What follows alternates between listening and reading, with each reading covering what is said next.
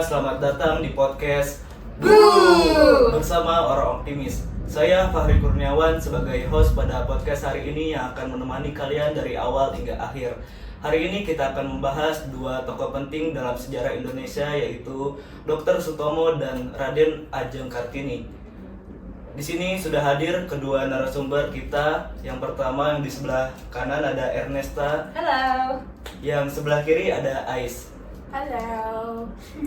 Oke, langsung saja kita ke narasumber pertama yang akan membahas tentang Dr. Sutomo. Langsung aja ya, mungkin banyak pendengar yang sudah tahu tentang nama Dr. Sutomo tapi belum tahu tentang detail kehidupannya. Boleh diceritakan nggak ke Ernest, siapa sih Dr. Sutomo itu? Jadi Dr. Sutomo ini seperti namanya tuh seorang dokter ya. Dia lahir pada tanggal 3 Oktober 1888. Dia lahirnya di Surabaya ya teman-teman. Nah, Dr. Sutomo ini sebenarnya bukan hanya seorang dokter yang menyembuhkan orang, tapi dia juga seorang aktivis, dia seorang orator, dia seorang wartawan, dan dia seorang jurnalis, dan banyak lagi teman-teman. Seperti yang kalian tahu, ia juga aktif dalam pergerakan nasional. Jadi dia membuat organisasi atau mendirikan organisasi Budi Utomo pada tahun 1908 yang menjadi simbol kebangkitan nasional Indonesia. Jadi intinya Dr. Sutomo ini bukan hanya menyembuhkan orang sakit tapi juga menyembuhkan rasa semangat bangsa Indonesia. Betul banget. Dalam jurnal Ripnonje, Jurnal Pendidikan dan Penelitian Sejarah pada tahun 2020, disebutkan bahwa Dr. Sutomo berperan besar dalam membangkitkan kesadaran bangsa Indonesia dan kaum terpelajar. Ia menyatukan orang-orang dari berbagai kalangan, baik itu masih muda ataupun tua, untuk bersatu melalui pendidikan dan semangat bangsa Indonesia. Tapi selain pendidikan dan juga kebangkitan, apa aja sih yang jadi fokus Dr. Sutomo itu? Nah, jadi ada di dalam artikel berjudul National Politics Dr. Sutomo for Education in Indonesia dari Jurnal Humanitas pada tahun 2024. Dijelaskan bahwa Dr. Sutomo percaya pendidikan adalah kunci utama untuk majunya suatu bangsa. Menurutnya, pendidikan itu bukan sekedar pintar, tetapi juga karakter dan akhlak mulia. Ia berpikir bahwa pintar itu juga berjiwa nasionalis dan akhlak mulia. Wah, keren ya kalau dipikir-pikir pandangan Dr. Sutomo ini masih sangat relevan buat zaman sekarang. Betul banget. Nah, di dalam era modern ini emang kita butuh banget orang yang terdidik. Kita butuh banget orang-orang seperti Dr. Sutomo yang memiliki tanggung jawab sosial, yang merasa bahwa ia ini harus memiliki peran dalam pembangunan dan kebangkitan bangsa. Di era tegang-tegangnya Surabaya pada saat itu, di mana sedang ada perlawanan terhadap bangsa Belanda atau NICA. Tapi saya penasaran nih, apa sih yang menginspirasi Dr. Sutomo? Nah, yang paling menginspirasi dalam lubuk hatinya ini adalah meskipun beliau ini dokter dan orang yang terkenal, beliau tetap dekat dengan rakyat. Dalam sebuah artikel dari Journal of Community Engagement and Employment pada tahun 2022, bahkan dijelaskan bahwa semangat gotong royong yang diajarkan Sutomo menjadi dasar pembangunan monumen Dr. Sutomo di Surabaya, simbol bahwa perjuangannya masih hidup sampai sekarang. Keren banget ya, jadi perjuangan Dr. Sutomo tidak berhenti di masa lalu tapi nampaknya masih kerasa hingga sampai saat ini. Benar sekali, Dr. Sutomo adalah contoh bahwa profesi apapun itu, dia masih bisa berperan dalam pembangunan bangsa. Seperti Dr. Sutomo yang berperang bukan menggunakan pedang ataupun senjata, tapi ia menggunakan pena. Ia membangkitkan bangsa Indonesia dan menyatukan orang-orang dari berbagai kalangan, mau itu muda, kaya, ataupun miskin. Ia ini menjadi penengah. Dia menjadi suara untuk penderitaan rakyat, untuk melawan sekutu dan bangsa Belanda. Seperti Dr. Sutomo yang membangkitkan bangsa Indonesia, yang melawan penjajah bukan melalui pedang ataupun senjata, tetapi melalui radio. Ia membangkitkan semangat satu bangsa Indonesia, mau itu dari kalangan muda atau kalangan tua. Ia menyatukan kita semua atas nama bangsa Indonesia. Ia memberikan suatu orasi yang bukan sekadar pidato, melainkan seruan suci yang menggugah semangat jutaan jiwa. Di mana orasi ini berisi, lebih baik kita hancur, lebur, daripada tidak merdeka. Semboyan kita ini tetap merdeka atau mati. Allahu Akbar. Allahu Akbar. Luar biasa ya kisah Dr. Sutomo. Terima kasih Ernest sudah berbagi cerita dan wawasan tentang Dr. Sutomo pada hari ini. Sama-sama Fahri, semoga kisah Dr. Sutomo ini bisa menjadi inspirasi buat kita ya, supaya kita terus belajar untuk mencintai tanah air dan berbuat baik kepada sesama. Baiklah pendengar, itu dia obrolan kita hari ini tentang Dr. Sutomo bersama Ernest. Sang dokter sekaligus pahlawan kebangkitan bangsa. Jangan lupa kita bisa melanjutkan perjuangannya lewat hal-hal kecil, mulai dari semangat belajar dan peduli terhadap sesama. Berikutnya kita akan membahas tokoh sejarah selanjutnya, yaitu Raden Ajeng Kartini bersama narasumber kita, Aisyah. Nah, kita sudah bersama dengan narasumber kedua yang akan membahas tentang Raden Ajeng Kartini. Boleh diceritakan nggak kisah hidup Raden Ajeng Kartini? Baik, kali ini saya akan membahas kisah hidup Raden Ajeng Kartini. Jepara, Jawa Tengah, 21 April 1879. Seorang ayah yang bernama Raden Adipati Aryo Susranindra yang merupakan Bupati Jepara dan istrinya yaitu Mas Ajeng Asirah melahirkan sosok anak perempuan yang bernama Raden Ajeng Kartini. Raden Ajeng Kartini merupakan pahlawan nasional Indonesia dan tokoh emansipasi perempuan Indonesia. Kartini dikenal sebagai sosok yang memiliki kemampuan menulis dan berpikir yang visioner. Secara tidak langsung, ia adalah salah satu tokoh yang berpengaruh dalam kemajuan Indonesia dan pemikiran-pemikiran yang terbelakang. Menariknya lagi nih, Giri, Kartini itu hanya mengenyam pendidikan formal sampai tingkat sekolah dasar saja. Kartini lahir di keluarga ningrat keturunan Jawa pada 21 April 1879 di Jepara, pada masa di mana Indonesia masih disebut dengan nama Hindia Belanda. Karena berasal dari keluarga ningrat nih, Kartini itu bisa mendapatkan pendidikan dasar di Europees Lager School, yang dimana sekolah ini tuh dasar Eropa, yang dimana ada pada zaman penjajahan Belanda. Nah, dalam sekolah ini tuh penduduknya tuh campur, ada yang dari Indonesia, ada yang dari Belanda. Nah, dari situlah Kartini berteman dengan anak-anak pejabat Hindia Belanda. Akhirnya di situ karakternya tuh terbentuk nih, Ri. Kartini itu menjadi seseorang dengan pemikiran terbuka karena bergaul dengan beragam siswa mulai dari Indonesia hingga Belanda. Pernah ada saat di mana sahabat Kartini yang bernama Leci Itmar pernah bertanya terkait tentang cita-cita dan mimpinya kelak. Namun saat ditanya itu, Kartini bingung, dia tidak bisa menjawab pertanyaannya itu. Dengan rasa inisiatifnya, Kartini bertanya kepada ayahnya tentang cita-cita dan mimpinya kelak. Namun ternyata ayahnya itu menjawab dengan singkat bahwa Kartini nanti akan menjadi Raden Ayu. Awalnya tuh kan Kartini tuh seneng ya, karena belum tahu apa itu artinya menjadi Raden Ayu. Nah, pokoknya waktu berlalu dan akhirnya usia Kartini menginjak 12 tahun, yang dimana dia sudah lulus dari Europees Lager School. Namun ternyata Kartini menghadapi kenyataan pahit. Ia dilarang untuk melanjutkan sekolah, dilarang melanjutkan pendidikan, karena ia akan menjadi seorang Raden Ayu. Nah, Raden Ayu ini tuh merupakan perempuan bangsawan yang dimana gelar ketika dia sudah menikah dengan laki-laki. Jadi misal nama sebelumnya itu Raden Ajeng, ketika dia sudah menikah dia menjadi Raden Ayu. Nah, lalu yang berarti Kartini tuh harus melepaskan kebebasannya. Dia nggak bisa bebas, dia tidak bisa menempuh pendidikannya. Yang dimana sebagai perempuan bangsawan yang menginjak usia 12 tahun, ia harus melewati proses pingitan. Nah, proses pingitan ini tuh kayak tradisi pernikahan adat yang dimana perempuan ini tuh atau calon pengantin itu tidak boleh keluar rumah. Jadi dia harus di dalam rumah terus, dan dia harus kayak selama pingitan itu dia cuma bisa memasak, pokoknya belajar di rumah, belajar membersihkan sekitar gitu. Nah, hari-hari awal dipingit itu Kartini itu merasa jenuh, merasa bosan, dia merasa gelisah. Namun ternyata di tengah kejenuhannya itu ada dua orang sosok yang memperhatikan kegelisahannya. Akhirnya dua orang tersebut menghampiri Kartini dan memberi seperti pundak gitu lari. Nah, sosok pertama ini merupakan kakak lakinya yang mendapatkan kesempatan untuk menempuh pendidikan di luar negeri. Sosok yang pertama yaitu adalah kakaknya, yang dimana kakaknya itu mendapat kesempatan untuk menempuh pendidikan di luar negeri yang bernama Sosro Kartono, yang ikut mengirimkan buku berkualitas dari luar negeri. Nah, kakaknya ini semasa adiknya yang Kartini ini lagi pingitan, jadi dia mengirimkan beberapa buku-buku dari luar negeri, buku-buku pendidikannya mungkin. Jadi dia mengasih itu kepada Kartini, lalu Kartini belajar. Iya, dia belajar dari buku-buku itu, dia membaca dari buku-buku itu agar dia tidak jenuh di masa pingitannya itu. Nah, yang kedua adalah Nyonya Mary Owing Swear yang memperlihatkan dunia dari sudut pandang lain kepada Kartini, terutama mengenai kesetaraan antara suami dan istri. Nah, pada zaman dulu itu, khususnya di Jawa, seorang istri itu memiliki tatanan tertentu dalam berkomunikasi. Jadi, perbedaannya itu kan kalau suami istri tuh punya komunikasi yang emang formal ya.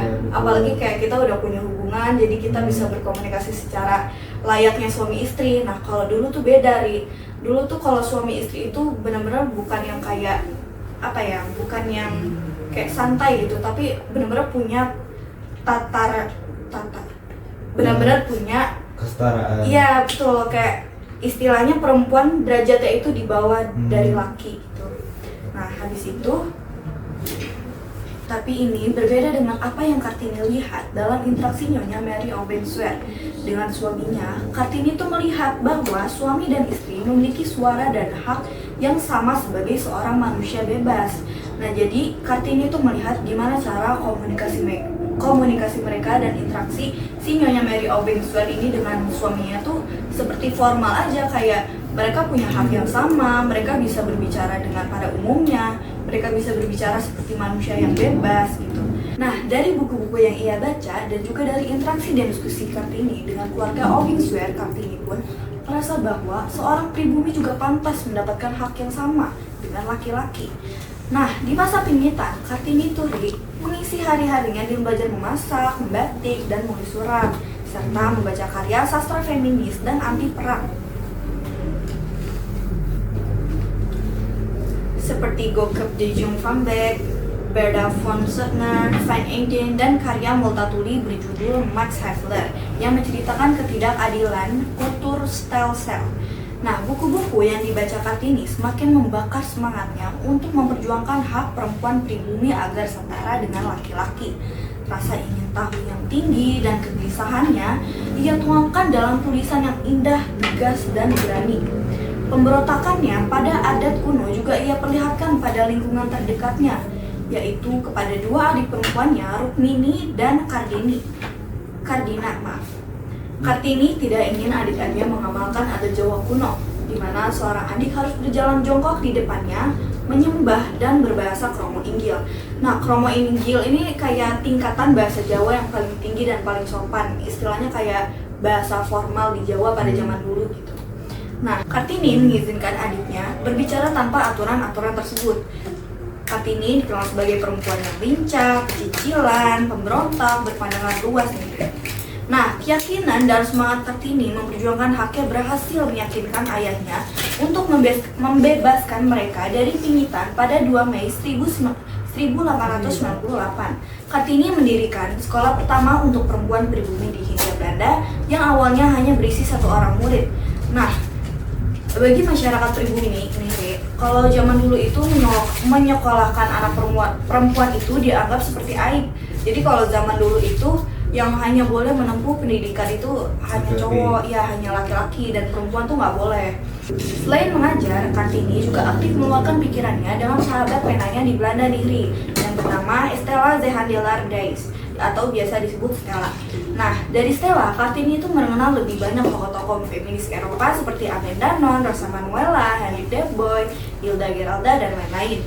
Nah, Kartini sempat mengajukan permintaan untuk sekolah ke luar negeri kepada Bapak J.H. Abendanon, Direktur Departemen Pendidikan Agama dan Industri Hindia Belanda.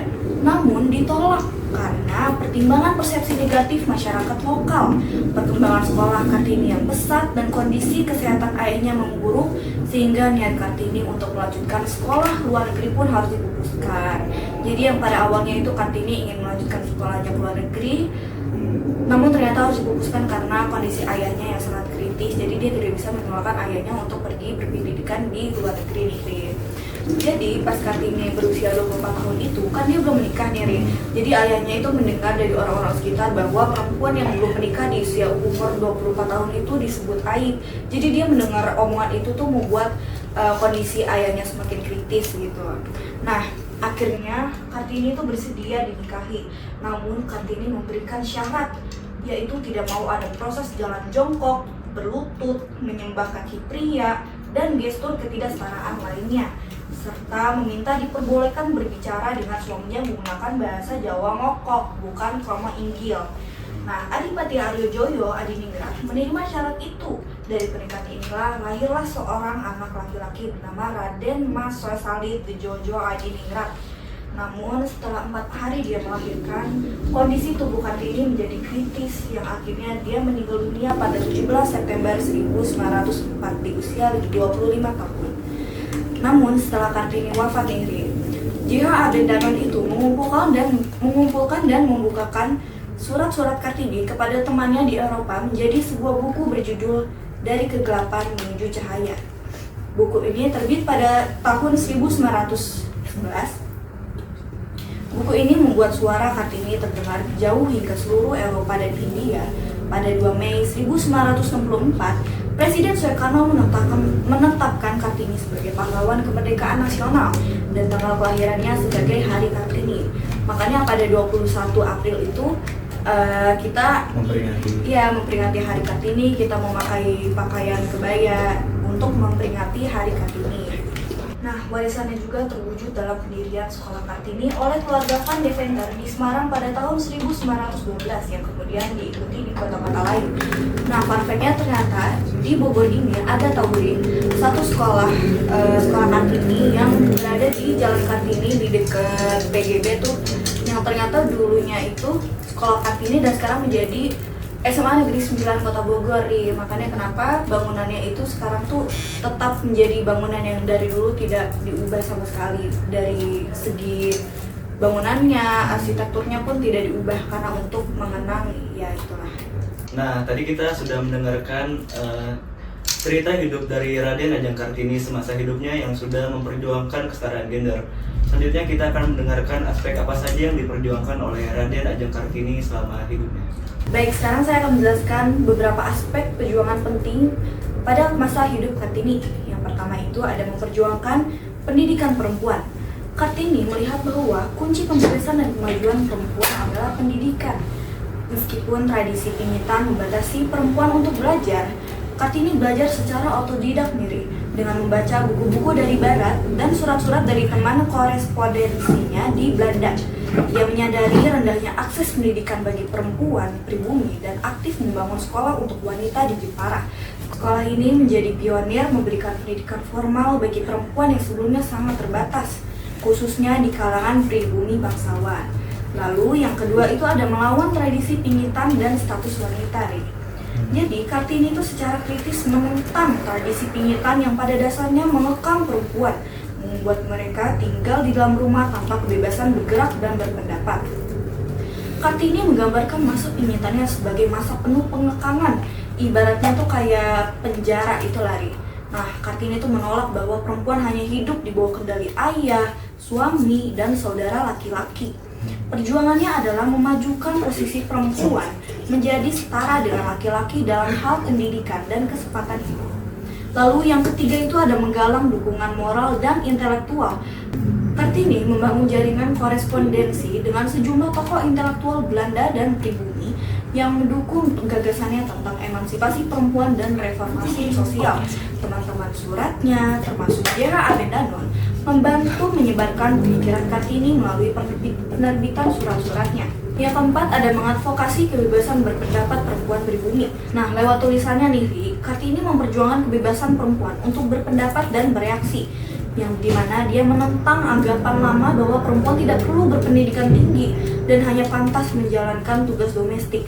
Jadi kalau zaman dulu itu yang Kartini ketahui, orang sekitar itu banyak banget, terutama laki-laki berpikir kayak, perempuan buat apa sih pendidikan tinggi? Karena ujung-ujungnya dia bakal di dapur, ujung-ujungnya dia bakal membersihkan rumah, dia bakal cuci piring, ya kan? Lalu yang kelima itu adalah memperjuangkan keadilan sosial yang lebih luas. Kartini tidak hanya menyoroti emansipasi perempuan, tetapi juga memandang pentingnya keadilan sosial dan HAM yang merata untuk seluruh Indonesia. Dalam surat-suratnya, ia menyuarakan kritik terhadap sistem sosial dan kolonial yang menindas pribumi. Baik, itu adalah beberapa aspek-aspek kehidupan penting pada masa Kartini selama hidupnya, Nah, tadi kita sudah mendengar aspek tentang perjuangan selama masa hidup Raden Ajeng Kartini. selanjutnya, apa sih harapan Raden Ajeng Kartini kepada pemuda dan pemudi di Indonesia? Nah, baik. Harapan pemuda-pemudi Indonesia itu diharapkan dapat menumbuhkan komitmen untuk melanjutkan perjuangan pahlawan dalam membangun bangsa yang berkeadilan sosial dan maju.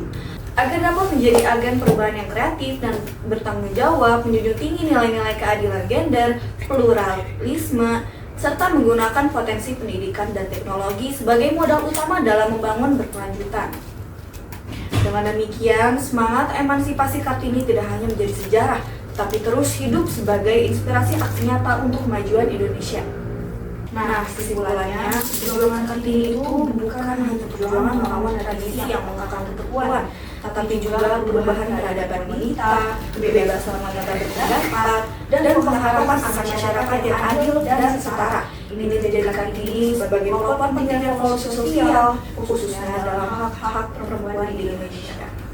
Nah, luar biasa kan perjalanan Raden Ajeng Kartini dalam memperjuangkan kesetaraan gender. Terima kasih Aisyah sudah memberikan dan menceritakan kisah hidup Raden Ajeng Kartini dan menambah wawasan kita semua.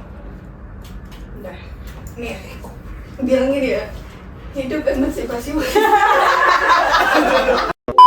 1, 2, 3. Hidup emansipasi wanita. Nah, sekarang kita sudah ada di akhir dari podcast pada hari ini. Terima kasih Ernest dan Aisyah sudah memberikan kisah hidup tentang dua tokoh sejarah di Indonesia, yaitu Dr. Sutomo dan Raden Ajeng Kartini. Sampai jumpa di kesempatan yang berikutnya. Bye. Bye-bye. Keselah, kira bunyinya lagi. 1, 2, 3. Boom! Boom!